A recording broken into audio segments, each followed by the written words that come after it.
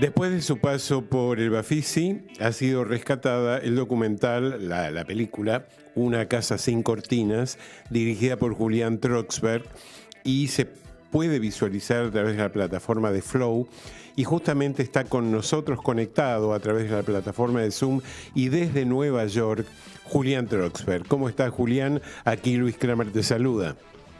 ¿Cómo estás, Luis? Mucho gusto. Todo bien, un gusto saludarte, y me quedé pensando que no te metiste con chiquitas a la hora de elegir temática para este documental, ¿no? Vos sabés que ahora parece normal decirlo, pero durante los años que yo hacía el proyecto, Sí. yo hablaba con la gente y nadie parecía interesado en el personaje. Lo que Y pasa, claro. Yo decía, estoy haciendo una película sobre Isabelita, y al rato la gente me decía, tu película sobre Evita. O sea, como una incapacidad de escritura, de escuchar Lo que eso. pasa es que a mí me parece que el título de este documental podría haber sido perfectamente La Innombrable, porque claramente es un tema que incomoda a todos y claramente es un tema sobre el que no se ha hecho la suficiente revisión histórica. Por eso yo creo que este documental es un poco punta de lanza en ese sentido. Te agradezco muchísimo la mirada. No, pero es cierto, es absolutamente cierto. De hecho, vos fíjate que el mismo peronismo se encargó de tapar toda referencia histórica. Cuando se habla del peronismo, no se habla de este capítulo y de este episodio. Yo creo que el que más pudo avanzar en este sentido fue Néstor Kirchner cuando decidió enjuiciar a María Isabel y a su séquito. Pero después nunca más se habló del tema. No, y viste, ahí hubo una cosa, nosotros en la película es algo que no nos metimos, el juicio del 2007. ¿Por qué, Julián? Fue una duda que teníamos y Sí. no política, te diría, era Sí. una cuestión narrativa. Vos viste que la película, en cierto modo, termina en los 80. Sí, claro. Tuvo que ver con una cosa de construcción narrativa. Bueno, meterse con la vida de una persona, una biografía es interminable, ¿no? Claro. Y yo en medio del barro de hacer la película sentía, mi próximo proyecto tiene que ser algo más chico, ¿no?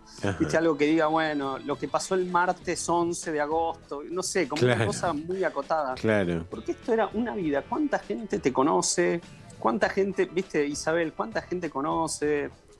No Claro. sé, era como interminable, siempre tenía miedo de quedarme cosas afuera, etcétera. Claro, de todas maneras, Julián, la riqueza de este documental y de este trabajo, de este abordaje, no es solamente la figura que decidís abordar, sino todo cómo esa figura salpicó y impactó en un entorno que pasó a quedar mudo, invisibilizado, inconsciente acerca de acontecimientos políticos, históricos y sociales que repercutieron en nuestra vida los siguientes 40 o 50 años.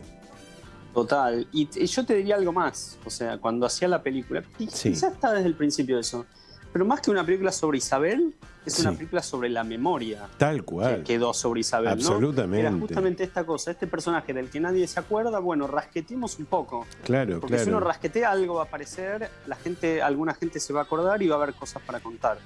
Y en ese sentido nosotros obviamente salimos a buscar a Isabel, pero era para mí siempre más interesante escuchar qué tenía que decir otra gente sobre ella que lo que ella podría decir. Bueno, ¿no? Hemos advertido que en general el conjunto político de la clase política peronista queda muy mal parado a la hora de recordar esto. Y me parece que no saben bien dónde ponerla, ¿no? Claro, por ejemplo, en el caso de Nilda Garré, que la entrevistamos, es muy clara, ¿no? Nilda nunca la quiso a Isabel, ya cuando era diputada en la época de los 70, a principios de los 70, 73, 74, ya estuvo en contra de Isabel, entre los diputados peronistas que era abiertamente en contra. Entonces en ella es más claro, habla mal de Isabel, siente que no tiene capacidad política, pero rechaza alguna de sus políticas, pero otros, viste, que es como más difícil, porque no terminan de criticarla y tampoco la van a defender. Igual, Julián, el tema acá no es quererla o no quererla, sino el hacerse cargo o no hacerse cargo históricamente de esto que sucedió, porque yo creo que esto que sucedió con Isabel fue tan fuerte que por eso todavía no se puede hablar abiertamente y con claridad del tema. Es decir, una clase dirigente. Te agradezco la mirada, porque efectivamente son las cosas que se abren de la película, cosas que yo no tenía tan claro y que para mí, bueno, ahí las miradas de la gente que la ve me aportan muchísimo. Lo que pasa es que, a ver, claramente el gobierno de Isabel llama a la represión, a la violencia y al terrorismo. Entonces es un tema muy fuerte políticamente como para poder digerirlo. Pero me parece que en algún momento había que empezar tímidamente a abrir la puerta, y más que una puerta, para empezar a mostrar, sobre todo a las futuras generaciones, cómo se fue gestando y desarrollando nuestra historia política. Sí, hay algo ahí increíble, ¿no? Y la velocidad de los acontecimientos de la época, porque Isabel, mal que mal, llega a la presidencia, muere Perón, pero ella como vicepresidenta llega con la fórmula más votada de la historia de la democracia argentina. Sin duda. ¿No? Y como 2 años después, la mayoría de la sociedad quiere que Isabel se vaya. Claro. Y creo que parte de la incomodidad también es que muchos dirigentes, incluso los peronistas, peronistas, sentían que Isabel ya estaba y que había que impulsar el golpe, ¿no? Me parece que nadie esperaba, o quizás no esperaban, muchos de los que apoyaban, lo que pasó después y las consecuencias trágicas. Pero también eso es como complicado. Yo sentía, hay dirigentes que no me quieren atender porque tienen que replantearse y decirme hoy, 45 años después, yo apoyé el golpe. Claro, acordate que en el 76 se decía golpe militar y ahora afortunadamente se dice golpe cívico-militar. Cívico-militar, entonces, y el golpe efectivamente se produce no solo por militares, sino porque la sociedad, buena parte de la sociedad estaba cómoda con que vinieran los militares. Ayer hablaba con alguien sobre la película y me decía, yo era adolescente. Y me dice, y unos meses antes del golpe escuché a alguien en la carnicería que decía, necesitamos una mano dura, ¿no? Esa fantasía medio represora que había, como para poner orden. Y las consecuencias fueron trágicas, ¿no? Tal cual. Y es como que a veces el silencio naturaliza. Entonces está bueno el empezar a sacudir el polvo, ¿no? Que está debajo de la alfombra y debajo de las cortinas, haciendo honor a tu título. Claro, perfecto. La cortina juntan ácaros. Exacto. Esos son un poco los ácaros que se ponen en primer plano en este momento. ¿Cuánto tiempo te llevó filmarla, Julián? Y fueron alrededor de 5 años el proyecto. Sí, claro. En parte, digamos, varias cosas. En parte porque, como todas las películas estas relativamente independientes, nosotros tuvimos dinero del Inca y del Fondo Nacional de las Artes, se pueden hacer por la pasión que uno le pone. Claro. Y la pasión que pone la gente del equipo, que también se compromete en las locuras que uno se manda. Entonces ahí, como Sebastián Skolnick, el productor de archivo, Omar Ester, el montajista y co-guionista, o sea, gente que estuvo en todo el proceso y que, está ahí durante muchos años. Y todos trabajamos y hacemos otras cosas, y estos son los proyectos que vamos haciendo por amor. Entonces, en parte por eso, pero también en parte porque mucha gente, perdón, tengo a mi hijo. No, está todo bien. Ahí estoy, ahí como, pandemia con el hijo, claro, gritando de fondo. Y también porque muchos, perdón, mi hijo quiere que cambie una cosa. Sí.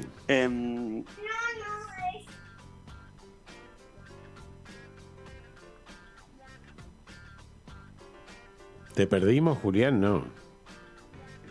Hola, estoy acá. Acá estoy. Sí, perfecto. Algo de la señal. Dale. No, y lo que decía es también la película tardó mucho en hacerse porque mucha gente no me quería atender. Claro. ¿no? Muchos dirigentes no me querían atender. Por todo esto de lo que vos ¿Se puede saber, Julián, quiénes no te quisieron atender? Bueno, uno que no me quiso atender, voy a decir 2 que fallecieron. Ajá, ok. Uno es... justo hace unos días murió un dirigente que se llamaba Dulio Brunello. Ajá. Que hoy no sé si a vos te resuena el nombre, no es un nombre, creo que ni salió prácticamente en los diarios. Hoy no tiene nombre conocido. Y en ese momento era en línea sucesoria, era uno de los personajes más poderosos del peronismo. Venía Perón, Isabel y él. Ok. Y vos sabés que vos sabés que ahí él no llegó a aceptar la entrevista, después de buscarlo durante 1 año y medio, y cuando llegamos a la puerta de la oficina, nos dejó plantados, por ejemplo. Claro. O sea, como que se arrepintió. Y después, obviamente, lo seguí insistiendo y nunca más quiso. Y el otro dirigente, que también falleció, que para mí era súper interesante, era Otto Vargas, que era el líder del Partido Comunista Revolucionario Maoísta, que era de los pocos partidos que en el 75 apoyaba a Isabel, que estaba en contra del golpe. Claro. Entonces a mí me interesaba como ese tipo, que era de izquierda, o sea, no era peronista y era de izquierda, qué había pasado que en ese momento les había parecido que había que apostar por la democracia, ¿no? Como... pero bueno, yo llegué a consultarle a él y bueno, tardaba la respuesta y después me decían, bueno, durante años al partido de él lo tildaron de isabelinos y lo último que quiere es cuando ya se olvidaron de eso, volver a quedar pegado con eso. Pero no solo dirigentes políticos, también contacté artistas e incluso futbolistas, no sé, y gente que le parecía que... Y no solo, tampoco, bueno, Otto Vargas no era peronista, pero también radicales, y yo tenía fotos o imágenes de dirigentes radicales conversando con Isabel, y cuando consultaba para la entrevista me decían, no la vi en mi vida, por ejemplo. Claro, pero ¿no? es como vos decís, Julián, no es la figura de Isabel lo que estaba bajo la lupa o bajo la mirada o el foco, sino la época en la cual Isabel se desenvolvía políticamente y todas las consecuencias políticas que todo esto trajo. Entonces me parece que daba como para que la gente, sobre todo después de 50 años del tema, es un tema que creo que obliga de alguna manera a comprometerse políticamente. Y el documental es una buena herramienta para que esto pueda suceder, o participando o viéndolo, ¿no? Me parece que desde esas dos aristas. Y te quería preguntar también, Julián, si este documental de alguna manera no es también un homenaje a tu padre. Bueno, esa es una mirada de mi madre. Ah, mira. Para la gente que no lo sabe, mi padre era militante peronista de izquierda. Sí, claro. Yo nací en diciembre del 75 y mi padre desapareció en noviembre del 76, cuando yo tenía 11 meses. Sí, sí. Y un poco, Isabel fue la presidenta que estaba en el 75, cuando el año que yo nací, y es el año del Rodrigazo, ese intento de imponer las políticas económicas que después va a llevar adelante la dictadura, y en algún punto es como el límite que veían los grupos económicos, que en el peronismo no se iba a poder, entonces había que impulsar el golpe. Y también el año de la extensión de la represión desde el gobierno, ¿no? El decreto 261 que firman el gobierno de Isabel, fue como la represión a todo el país. Fue como un juego de postas, ¿no es cierto? Como si el peronismo le hubiera dicho, bueno, listo, te dejo todo servidito, seguí vos, ¿no? Como una cosa así. Y entonces ahí viene la cosa familiar, es un año, digamos, muy fuerte, ¿no? Sí. Y para mi madre, con la que me crié, Isabel es como el principio del fin. Exacto. Es esto que vos decís, son las primeras postas de lo que va a venir, que es trágico. Absolutamente. Entonces, de hecho, cuando yo le conté el proyecto a mi mamá al principio, no entendía, era como, ¿para qué hablar de Isabel? Y me parece que también hay algo generacional le dolía tanto Isabel en algún punto, y toda esa época y ese año, que era como, ¿para qué? Y después dimos una vuelta, después de 5 años, se estrenó el Bafisi, y me senté en la cocina de mi mamá a charlar, y dijo, bueno, entendió, y en algún punto decía, bueno, quizá la idea era ir a lo más alejado del peronismo del que había estado tu padre, ¿no? Como viste, el peronismo puede ser muy flexible, irme hasta el punto más alejado para tratar de entender el movimiento un poco en el que mi viejo había estado, ¿no? Entonces ahí la cosa personal. Por más que la película después no tiene, obviamente tiene mirada personal, pero yo no cuento mi historia. Por supuesto que está incluida de alguna manera, por supuesto, pero lo que está muy bueno es que cuando se habla de terrorismo de Estado, generalmente la gente tiende a linkear con el año 76. Pero el terrorismo de Estado tuvo inicio mucho antes, y me parece que esto es uno de los logros de este documental, que espero fervientemente que no sea el último, porque hay mucho para decir todavía de esto, ¿no?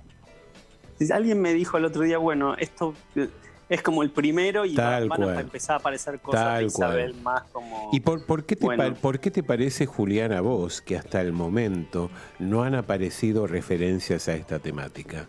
Desde el punto de vista del cine, obviamente, ¿no? La verdad que no lo tengo muy claro. También te diría que te voy a responder a la inversa. Dale. Yo pensé que no le interesaba a nadie y pensé que el documental no lo iba a ver ni el loro. No. Porque dije, en estos 5 años que yo sentía estábamos solos, como sí. Haciéndolo, era como... después cuando apareció Happyland, que es una obra de teatro, sí, claro, sobre Isabel de Alfredo Arias, sí, que tengo que decir que me mordía los dientes porque tenía muchas ganas de ir a verla, pero estaba en el proceso final de montaje y dije, la llego a ir a ver y veo cosas que no vi, que no entendí o que me ilumina algo. Entonces me agarró como, bueno, así que me quedó pendiente, espero verla en alguna reposición. No llegué a verla ahora en marzo en Buenos Aires. No sé si no se podía ver virtualmente en un momento. Eso no sé no ahora. No sé ahora. Yo creo que sí, Alejandra Radano, la actriz, cuando estrenamos el Bafisi, sí, me escribió y me invitó a ir. Y bueno, por también cuestiones sanitarias, yo estaba viendo a mi madre, que es... Bueno, es grande, entonces me parecía que tenía que ser cuidadoso y me dio cosa ir al teatro a verla, pero hubiera ido encantado. Pero cuando salió Happyland yo sentí, bueno, quizás se está abriendo algo para hablar de Isabel, ¿no? Sí, después de tantos años. Sí. Y bueno, y la película me parece que entra en ese clima. Como bueno, digo, más allá de la película en sí, me parece que, bueno, que estemos charlando de Isabel es como, bueno, había un momento en que quizá se podía empezar a hablar de ella. Bueno, y ya que vos te hiciste cargo, Julián, de todo este tema, con el que había un gran silencio, me permito preguntarte, ¿pensaste en algún momento continuar con esta temática y hacer un segundo documental? Con todo lo que decís con Isabel, con los 70. No sé si con Isabel, digamos, con todo este tema, con toda esta temática, con todo este silencio, con toda esta situación enferma que hemos tenido como sociedad y que no la hemos podido sacar afuera. Entonces todo lo que no se saca afuera daña, hiere y enferma, ¿no? Me parece que algo... Digamos, mis ideas me doy cuenta ahora las que voy desarrollando para próximos proyectos, que espero que alguno se concrete. Viste que uno tiene muchos proyectos y bueno, algunos logra concretarlos y otros no. Siempre tienen que ver con algo como con algo trabado, ¿no? O algo un poco olvidado, o el silencio, o una mirada como como corrida de algo conocido. Sí. Lo que sí me pareció en un momento, yo quería hacer unas cosas más sobre peronismo y después dije, bueno, después de 5 años dije, bueno, me voy a tomar un respiro por un rato del mundo peronista. Claro. Probablemente mi próximo proyecto sea de otro tema. Sí de política y de historia también, pero y donde el peronismo tiene sentido porque aparece lateralmente la figura de John William Cook, que es un peronista clave en la década del 60, es un peronista de izquierda. Pero no es sobre el peronismo, entonces nada, ahí está la duda, pero para mí son temas que siempre van a reaparecer, desde lo personal y desde la historia argentina, ¿no? Perfecto. Porque digo, son los temas que me doy cuenta que a mí me mueven un poco. Seguro, y lo dijimos al principio, no está de más volver a mencionarlo, que este documental se puede visualizar a través de la plataforma de Flow. Nosotros tuvimos la suerte de ganar el premio Flow en el Bafisi. Claro. Y eso nos hace que ahora se estrene poco tiempo después del Bafisi en la plataforma Flow para que se pueda ver. Cosa que, digamos, como vos te imaginarás, sos cinéfilo también, yo quiero que se dé en cine, ¿no? Por supuesto, claro. Yo quiero estrenarlo en cine. Sí. Con toda esta situación de la pandemia no sabemos, bueno, cuándo va a poder ser en cine y en situación normal. En el Bafisi se proyectó 3 veces, y una de las veces en el Gomón, en la sala grande. La 1. Yo estaba fascinado, porque la sala se me cayeron las medias, ¿no? Porque yo pensé que nos habían programado arriba, una de las más chicas, pero la sala es la original del Gomón, con la pantalla que era Cinemascope, creo que es gigante, bueno. Eso es irreemplazable, me parece, ¿no? Sí, por supuesto. Pero bueno, en este momento que se pueda ver desde el sillón de casa de la gente que tiene acceso a Flow o que puede conseguir alguna forma de acceder a Flow, es fantástico, porque lo que más queremos es que la película se pueda ver. Y que se vea, claro que sí. Y Julián, para terminar, si tuvieras que seleccionar un momento, un fragmento, un segmento de este documental, de Una casa sin cortinas, ¿cuál elegirías? Uno que me gusta mucho a mí y también por la fuerza del personaje, voy a decir dos. Uno de entrevistas, que es la entrevista a Harry Ingham, que era el vecino de Gaspar Campos, donde vivían Isabel y Perón. Harry es un personaje, además de muy carismático, es un personaje de la comunidad anglo-argentina, estuvo en la comisión directiva del Buenos Aires Herald durante la dictadura, con lo cual es amigo del que era director, Robert Cox, que era de la gente que empezó a publicar cosas sobre desaparecidos en Argentina muy pronto, y a la vez Harry es militante hoy del partido de Patricia Bullrich, con lo cual es un personaje totalmente, como todos, seguramente con muchas aristas. Claro. Y él no es nada peronista, él es conservador y para ponerlo en términos es un gorila. Y él es el único personaje que en la película dice: yo quiero defender a Isabel. Entonces esa vuelta de contradicciones raras que se dan me pareció súper interesante, ¿no? Eso por un lado. Eso en la entrevista. Y en archivos, me gustan mucho en la película los archivos de los 80 que encontramos. Por ejemplo, el archivo de Isabel, con el que empieza la película, Isabel en el cementerio de la Recoleta.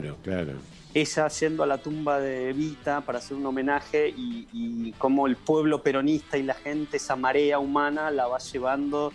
Y ahí aparece Isabel y hay un zoom in de la cámara hacia ella, totalmente cinematográfico, y ella como sonríe en un momento y a la vez está incómoda de esos empujes.